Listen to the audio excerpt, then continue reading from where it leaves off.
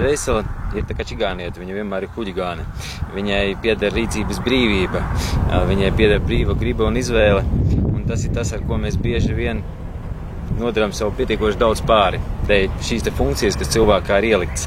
Ar garu viss ir pilnīgi savādāk. Viņš ir stingrs, precīzs, viennozīmīgs.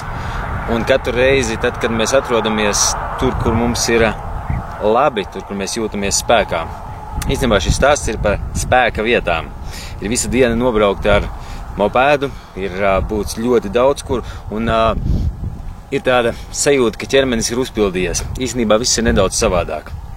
Tad, kad mēs esam spēka vietās, tad mūsu ķermenis ēd, viņš piepildās, viņš nomierinās. Un šajā te brīdī no tās enerģijas, ko ģenerējam mēs, ļoti reti tas notiek, bet pārtiek mūsu gars. Visā pārējā laikā viņš mums dod un vada.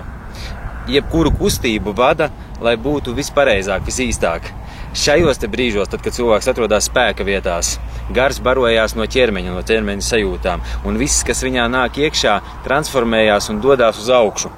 Kādēļ tas ir vajadzīgs? Tādēļ, lai krietni lielāku gravitāciju turētu cilvēka dvēseli riņķī ap sevi, un viņai visu laiku rādīt maksimāli uz pareizāko ceļu. Tieši tādēļ sevi ir jāpiepilda, un šajās spēka vietās ir jābūt.